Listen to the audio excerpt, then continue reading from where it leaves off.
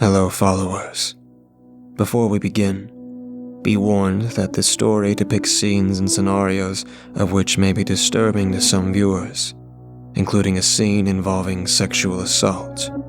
Viewer discretion is advised. The island was so quiet. I could hear the wind blowing through the leaves of the trees that covered the land and the sound of the tide rolling over the small beach. But there were no animal sounds, no human sounds, just auditory emptiness. Every step I took sounded like a thunderous crunch, disrupting the quiet.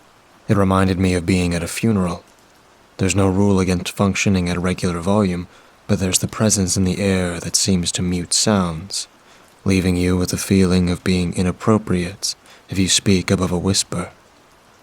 When Daphne had told me that she wanted us all to go check out a deserted island just off the coast, I had some mixed feelings. On the one hand, partying on an island sounded like a lot of fun.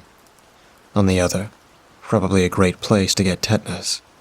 So I hesitated. Daphne had anticipated that, which was why she made sure to tell me over and over that Ted would also be coming. So, of course, I said yes. Like the young, dumb, and in-love person that I am. Ted rode in front of me on the boat to the island, and I couldn't help sneaking glances at his rugged profile catching the sun on the horizon. A halo of sea spray making him seem to glow. We'd picked him up from his internship at Douglas Motors, and on the way over, he changed out of the mechanic's uniform with the Monica name badge he hated so much, and into a surf shorts and a polo that screamed, "I'm a bro." I'd have to tested that on anyone else, but on him, I'd have found a paper bag and a fedora attractive. I was so smutten it hurt.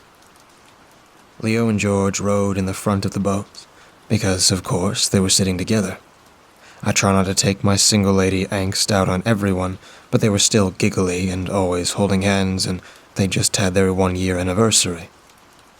It really feels inappropriate for them to be so happy in their relationship while I'm still sleeping alone. I mean, honestly. But obviously, my jealousy is only on the surface. George has been in our friend group since middle school, and he's never been happier than since he's been with Leo. We've all met Leo a number of times, but this is one of the first big trips with him. I think he's nervous, but he hides it under his academic attitude and posture. Ted was sitting next to Daphne, who was the one who started this whole adventure.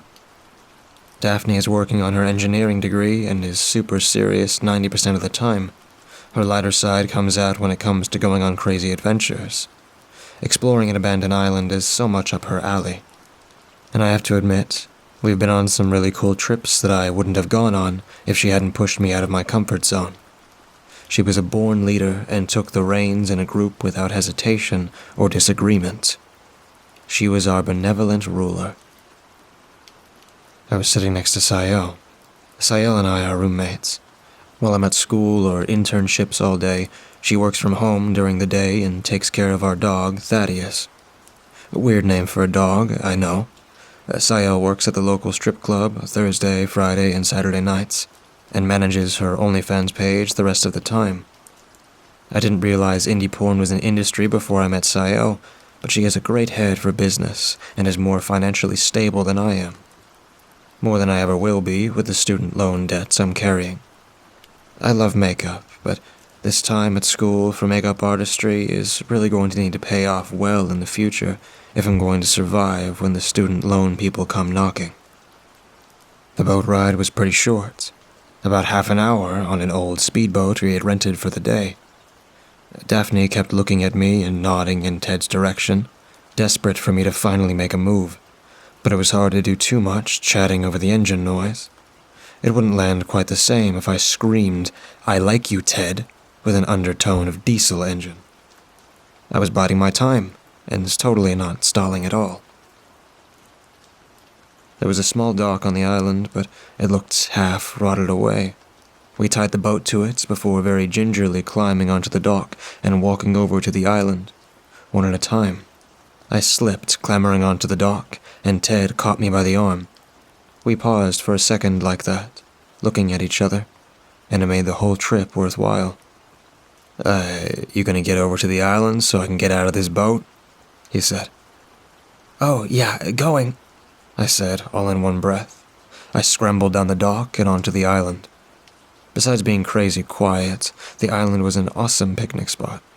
It was so peaceful, far enough from the bustle of the bigger cities that you couldn't hear all the boat traffic, and the weather was fantastic, a gentle breeze making the warm sun pleasant rather than overbearing. With time, we got over trying to whisper to each other, and shortly after that, we were laughing and caterwauling like usual. Leo brought some wine, which I'm sure helped. It was fancy wine left over from a showing at the art gallery he interns at, but none of us were wine connoisseurs. We just liked the buzz. After some food, some wine, and a fair bit of flirting, we started wandering around the island. I was hoping to get Ted alone somewhere so we could talk, but it seemed like right as we were about to, someone would come tramping through. It wasn't that big of an island, I suppose. After a few hours of tramping about, we decided to head back to the boat. On the way over, though, Daphne stumbled and yelped. "I smacked my toe on that bush," she said. She was grimacing and holding her foot. "You okay?" Leo asked. Instead of answering, Daphne's eyes got larger. She shuffled over to the bush and started moving branches off out of the way. "What's up?" I asked her. "I saw something metal under the bush. I think that might be what I stubbed my toe on." My mind went back to my tetanus concerns from when Daphne had first suggested the island trip, but Daphne dug under the bush, and I saw the metal she was talking about. George went over to help Daphne clear away the dirt that was covering the metal, and it was a surprisingly thin layer. It seemed like this metal had been covered relatively recently. Perhaps the wind had been slowly blowing dirt over it. The pair kept brushing away dirt and exposing more metal. Ted joined the removal. As the three worked, a large metal rectangle began to appear. It was George who found the handle. "What the hell?" he mumbled. From my perspective, I could see it better than the three who were on top of the metal and removing dirt. "It's a door," I said. "That's bizarre," Sael said, nodding. "George, Ted, move off the door. We have to check this out," Daphne said, excited. The pair moved off the door, but there were a number of incredulous looks going around the group. I decided to be the voice of reason. "Look, Daph, this is super weird and everything, and I know that's totally up your alley, but this seems sketchy at best. There could be all sorts of venomous spiders and snakes and things in there. Not to mention the risk of cutting yourself on rusted metal or falling through a weak floor and breaking a leg. This seems like a really bad idea." "Please," Daphne said. "Let's just open the door. We don't have to go in, but let's at least see what's inside." No one said anything. "Come on, just a peek. That's all." Everyone looked at each other before Sael finally stepped in. "All right, wild girl. I'll help you open this door and take one look inside. Then we head back to the boat." Daphne smiled and nodded. Together, the two of them grabbed the handle and began to pull. It was heavy. George ran in and put his hands under it. Pushing while they pulled. Finally, once the door had passed the 90-degree mark, Daphne and Sael jumped out of the way, and with a final shove from George, the door swung open and slammed onto the ground. Dirt flew up into the air, and the metal in the door reverberated, disorienting everyone for a moment. When the air cleared, Daphne was the first one over to the open entryway in the ground. She pulled out her cell phone, turned on its flashlight, and directed it inside. It was anticlimactic. The cell phone illuminated a set of stone steps that led down, but whatever was at their base was beyond the range of the light. "Huh," Daphne said. It pretty much summed it up. "Look," she added. "I know we said we wouldn't go in, but only seeing stairs is so undersatisfying. Look at them. They're made of stone or concrete or something, so it's not like they're rusted out and going to break off. Let's creep down a bit and look." Seriously, how can we just stop when all we see are stairs? I kinda get what she's saying, said Sayo. That door was really heavy. I want more of a reward than this. Now I'm curious too. I hated to admit it, but I agreed with them. I nodded my head and Daphne grinned. Perhaps it was their enthusiasm rubbing off on me, or maybe it was just natural curiosity, but I was riddled with a need to know what lay at the bottom of the stairs. Screw it. Let's go, said George. Leo nodded, although it wasn't enthusiastic, and Ted grunted his assent. But we be careful. Everyone has lights on, don't touch any bugs or snakes, and definitely no metal. If anyone sees live wires, we get out immediately. All right? Everyone nodded. Thanks for staying level-headed, Daphne said with real gratitude. Now, let's go exploring. The stairs went down what felt like about 10 or 15 feet before reaching a landing, then turned and went down in the opposite direction. It was like a set of stairs from an office or an apartment building had been sunk down underground. Moving past the first landing felt a bit scary, as we couldn't see the door anymore after that. But with the whole group together and all of our flashlights on our cell phones turned on, it wasn't terribly dark. We went down 3 flights of stairs before we reached a larger landing. We walked out into it, and as our lights moved through the room, we were able to see the outlines of a large room. There were computer consoles and screens on one side of the room, with a door on the right side wall. The left side wall had stacks of boxes alongside it. We walked into the room, splitting up a bit as we explored different parts of the room. Ted had gone towards the computer consoles, and I tagged along with him. The computer towers had a thin layer of dust on them, and when I blew on them, a cloud puffed into the air. I waved my hand in the air to try to disperse it. Ted was wiping dust away from the fan vents and pressed buttons on the front of one of the towers. With a low whir, the lights on the front came on, and one of the screens came to life. Hey, what you got running over there? George asked. He and Leo came walking over. The box is just a bunch of supplies. Tools, PVC, zip ties, that sort of thing. Pretty boring. Using the hem of his shirt, Ted wiped the dust from the screen. A logo I wasn't familiar with popped up on the screen, followed by the boot-up menu. It wasn't the usual desktop layout I was used to, but a command screen. Daphne and Sael came over to see what was going on. The door over there was locked. There isn't a handle or anything, but there's a keypad. Doesn't seem to be active. What you got there, Ted? Sael said. I thought I'd explore a little on here, see if we can learn anything before we take off. I guess the curiosity got to me too, he said with a laugh. The command screen was pretty basic, black background with grayish-white text. All it said was Enter Command Prompt. Ted stared at it for a minute, then typed in, Run.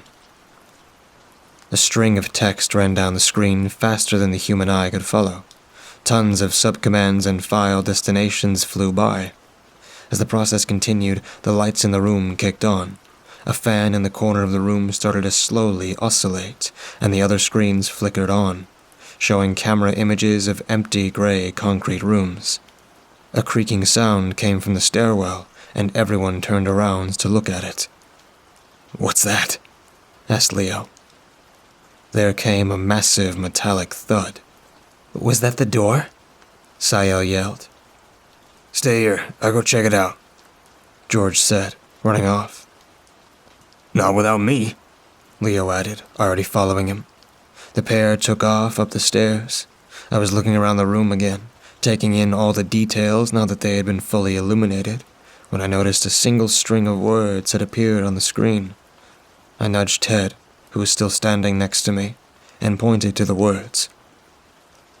Welcome to the compound. The challenges are being prepared. The door will open when it is time for you to begin. What does that even mean? Asked Ted. We showed Daphne and Sael, but before we could begin talking it out, George and Leo came back, panting from their run up and down the stairs. The door's locked, Leo said through hard breaths. Felt like it was bolted in place, said George. We showed them the message. What challenges? Asked Daphne. Can you type in questions and ask? Asked Sael. Rather than answer, Ted started typing. What challenges? He typed. More words began to run across the screen. You will find out soon. They are designed to test you mentally, emotionally, and socially. If you fail, you will not leave the compound. If you succeed, you can continue on your journey. All contestants will be recorded for eventual distribution. Videos may be edited for length. I don't even know what to ask next. This is so messed up. What if we don't participate in the challenges? Sael asked. Ted typed the question in. Then you will be taken to our termination facility. Your body will be processed to see if your meat serves further purposes. Dark? I said, nervously, trying to counter my own anxiety with some understated humor. It didn't work. More words appeared on the screen. The challenges are ready. The door will open momentarily. Go through the door to reach the first of 2 challenges. Stay here, and you will be transported to the termination facilities. With the grumble of stone sliding against stone, the door on the right slid into a recess in the wall. The room beyond was dark at first, but overhead lights crackled on a quiet hum. I guess, I began, before hesitating. We gotta give it a go, Saya said. I don't want to find out what these termination facilities are. She took a deep breath, then walked through the doorway. Come on, Daphne muttered. She followed Sael into the next room. The rest of the group started to walk through. I brought up the rear, with Ted right in front of me. Hey, Ted, I said. He looked back at me and smiled for me to continue. Look, this is really sketchy. And maybe before we step into whatever insanity this isn't the best time to say it, but I want to tell you, just in case, this goes totally awful. Ted stopped walking and turned around. I know, Beth. You've been shyly flirting with me all day. It wasn't subtle, he said, laughing. Can I kiss you? Wait. Really? Is that a yes? Well, yeah, of course, I said. Ted leaned over and kissed me. It was gentle and soft, but not short. When he pulled away, I felt my cheeks flush. After we get through this, let's plan our first date, Ted said, grinning. All I could do was nod. Ted reached over, gave my hand an encouraging squeeze, and then headed through the door. I followed. Right after I entered the room, the door grated shut behind me.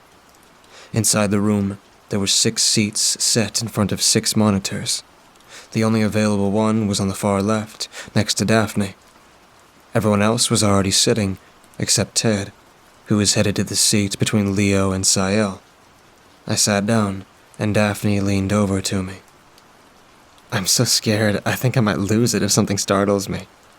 But that doesn't mean that I missed what just happened. She gave me a high five, and I laughed. The lights dimmed and the monitors turned on. Across each other ran the same words. Welcome to the first challenge. There will be 2 challenges. Make it through both to leave the compound. All challenges must be completed through typing, as the microphone system is down.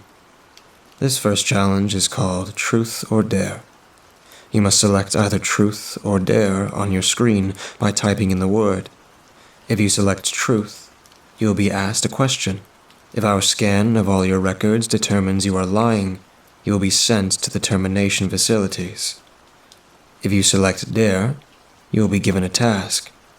Fail to complete the task, and you will be sent to the termination facilities. You will go in order from left to right, and all screens will show all text. You will not be allowed to type when it isn't your turn. If we see you speaking aloud on camera, you will be sent to the termination facilities. The challenge begins in 30 seconds. We all looked at each other. No one wanted to say anything because of the threat of the termination facilities, but I could hear George whimpering down the line. I reached my hand out to Daphne, and she took it. We both squeezed, desperate for reassurance. The long block of text shifted up, and new rods appeared. Contestant 1. Truth or dare? The prompt had said left to right, and I was stuck in the far left chair. I was consultant 1. I let go of Daphne and, with shaking hands and jittering fingers, typed truth. What do you feel guiltiest about? I didn't have to think. The memories came flooding back. The words of kindness, the soft touches, feeling terrified, the pain, the threats. Not reporting my dad for what he did to me. I typed. I took a deep breath before typing again, because when I got too old for him, he started hurting my sister instead. I could feel the tightness in my throat as a sob broke out of me. My dad had just been convicted and sentenced last year. It was still raw. Tears ran down my face. I had to blink them away to make the new words that appeared on the screen less blurry. Contestant 1 has passed this challenge. I looked over at the rest of the group. There were smiles, but also sad eyes full of sympathy. Only some of them knew. Contestant 2. Truth or dare? It was Daphne's turn. She typed, and on my screen I saw the word dare appear. Slap contestant 6 in the face as hard as you can. Left to right, we were arranged, myself, Daphne, George, Leo, Ted, and Sayel. So, Sayel was contestant 6. Daphne needed to go slap her. Daphne froze in her chair. I looked over at her, only to see her staring at the screen and softly shaking her head. I nudged her and she looked at me. She didn't have a choice. She needed to go do it. On shaky legs, Daphne stood up. She walked down the line to where Sayel was sitting and looked her in the eyes. Sayel nodded and took a deep breath. Tears running down her face, Daphne pulled her hand back and then slapped Sayel. The smack of flesh on flesh cracked like a whip, and Sayel almost fell out of her chair. She kept her head down, and a dribble of blood dripped a few times onto the floor.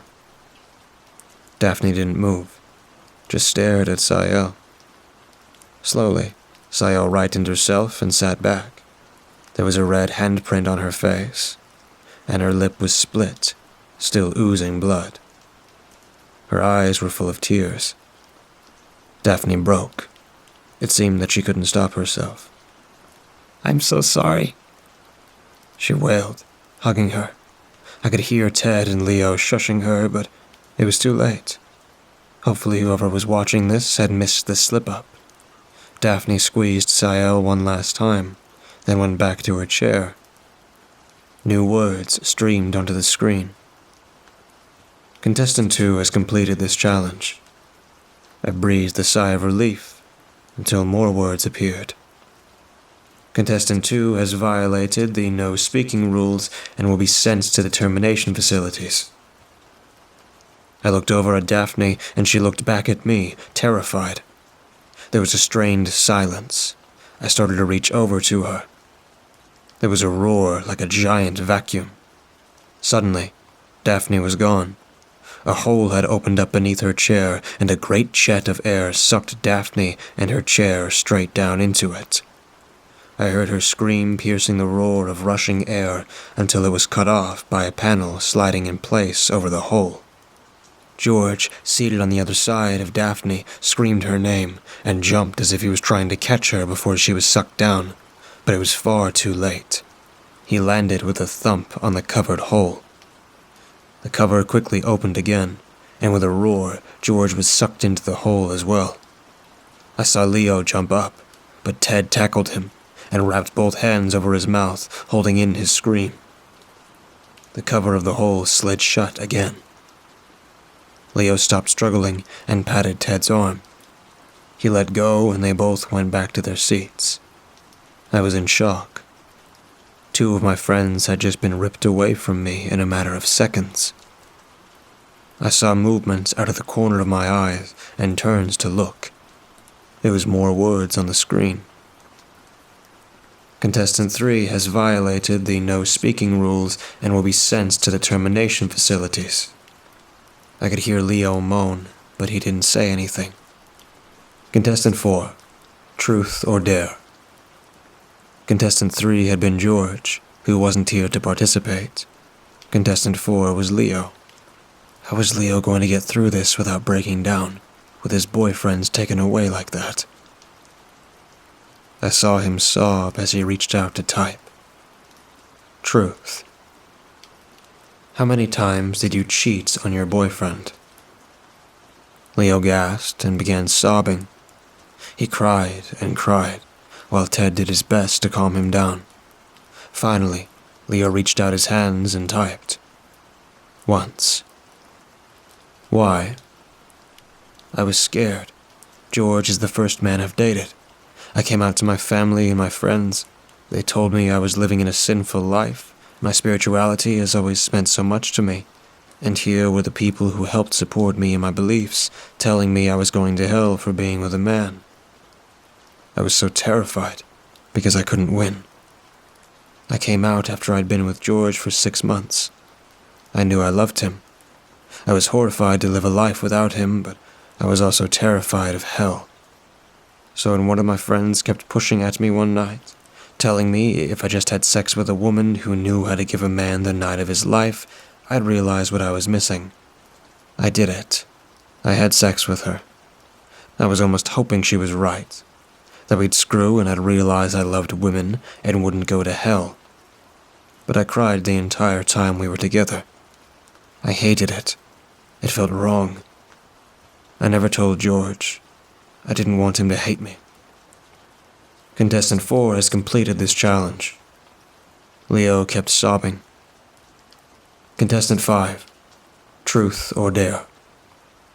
Ted nodded to himself, then started typing. Dare.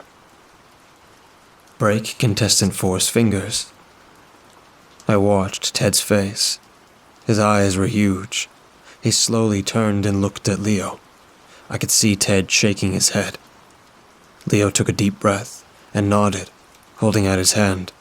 Ted stretched his hands out and took one of Leo's fingers in them. Ted was taking a bunch of deep breaths, trying to hype himself up. But then he shook his head again and let go. He just shook his head at Leo. Without hesitation, Leo reached out, grabbed Ted's hand, and wrapped it around his pinky finger. Holding it in place tightly, Leo wrenched his hand sideways. There was a snapping sound, like a stick breaking under a boot, and Leo screamed through clamped lips. Ted looked horrified. I wanted to speak soothing words, but all I could do was go over to give them both a hug. Sael did the same. We continued this way until I noticed more words on the screen. Contestant 5 has completed this challenge. We made our way back to our seats, knowing what was coming next. Contestant 6, truth or dare. Truth, Sael typed. What's the most traumatizing thing that has ever happened to you? Sael shook her head, but immediately started typing. The last guy I went on a few dates with apparently started dating me because he thought, since I was a stripper, I must be easy. But that's not true. He tried to rape me. Tell us more details. Sael growled. I get it. Who wants to share their trauma with strangers? We were in his car making out. He started trying to pull my clothes off, but I shut that down. I don't need a public indecency ticket, so I wasn't going to do that in my car. But he didn't care. When I kept pushing him away, he punched me in the head. I was dazed, and he started tearing my clothes off. But before he could do anything, I was able to dig my mace out of my purse. I blasted him in the eyes, and when he screamed, I shot the rest straight into his mouth. He had to go to the hospital, His throat closed up, and he almost died. He deserved it. Being a sex worker doesn't make that okay. I was shocked. I hadn't heard about this before. I knew Sael had dealt with some scum in the past, but this was awful. I got up and gave her a hug. While I was hugging her, I saw words appear on her screen. Contestant 6 has completed this challenge. Saya and I kept looking at her screen, and Ted and Leo huddled around us, watching as well. More instructions were coming. Please move to the next room. The door will open momentarily. The lights came back up, and a door tucked in the corner where I hadn't seen it slid open. The four of us stood up and walked over. Ted grabbed my hand on the way, and I held on desperately. The next room had 4 raised platforms, each sitting on thick cylinders with a set of stairs taking you onto them. On each was a screen and a keyboard. Assuming it was a similar system to the last room, each of us stepped up onto a different platform. Once I got up there, I had a bit of vertigo. I'm not a huge fan of heights, and the platform we were on was about 6 feet above the rest of the floor. I closed my eyes for a second and grabbed onto the keyboard for balance. Deep breaths. I opened my eyes again and looked at the other platforms. Everyone had taken their position. I looked down at my screen. Welcome to the second challenge. This is the final challenge. Make it through to leave the compound. All challenges must be completed through typing, as the microphone system is down. This second challenge is called Election. You will be given 1 sentence of information about each of you. After reading all 4 sentences, you must vote which person should be sent to the termination facilities. The person with the most votes will be sent to the termination facilities. Failure to vote will result in being sent to the termination facilities. If we see you speaking aloud on camera, you will be sent to the termination facilities. The challenge begins in 30 seconds. I looked up at each of my friends on the pedestals. Leo, who I was still getting to know, but who made George, poor George, so happy. Ted, who I could see myself having a future with. And Sael, who had been my friend for over a decade, and who inspired me by her willingness to not be afraid or ashamed of who she was or what she did. How could I do this? But it was too late.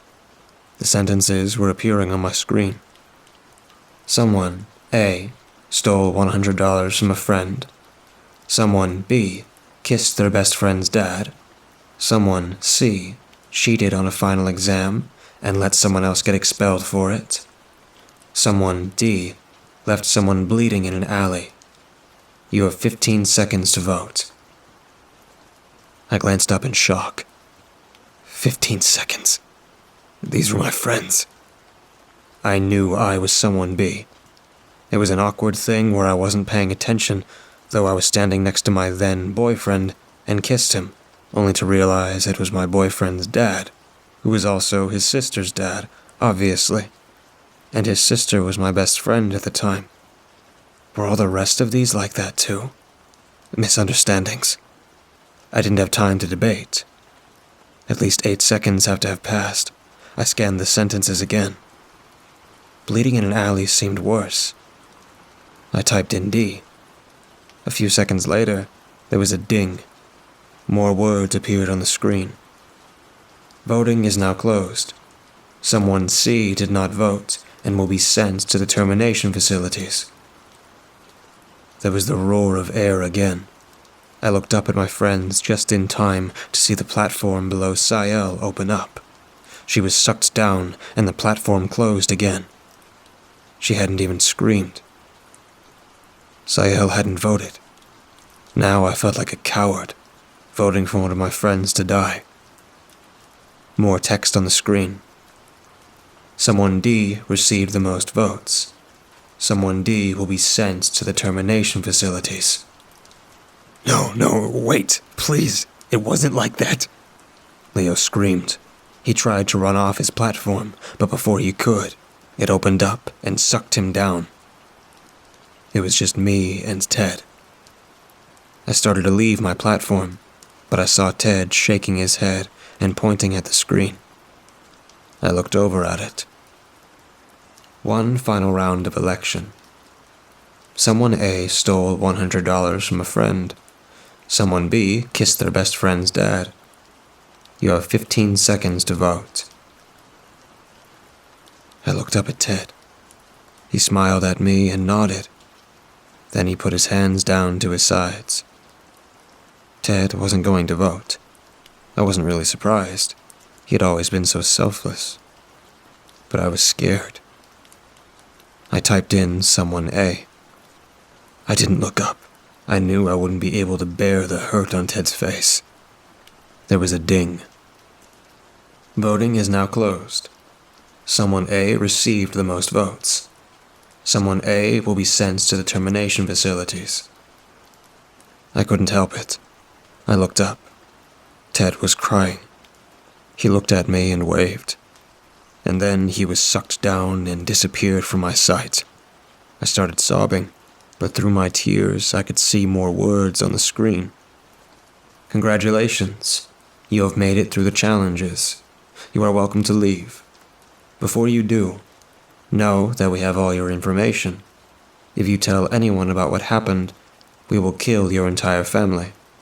A boat is waiting to take you to the mainland. Through the haze of terror and horror, I stumbled down from my platform and through a newly opened door.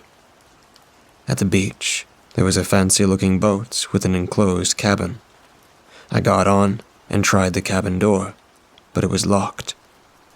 The boat started up and took me back to shore. A week later, and I haven't left my apartment. Hadn't gone to class, hadn't gone to work, but I didn't care. I was barely eating. I had no idea how I was going to get my life back together. As I sat on the couch for the third straight day, I heard my phone start vibrating. It happened periodically, but this time it didn't stop, just kept buzzing non-stop. Finally, irritated, I grabbed it. I had a message from an unknown number. I opened it and gasped. It was a picture of my friends, Leo, George, Sael, Daphne, and Ted, together in a dingy concrete room. There was text below it. Your friends are awaiting termination, but you can win their lives. It's time for round 2.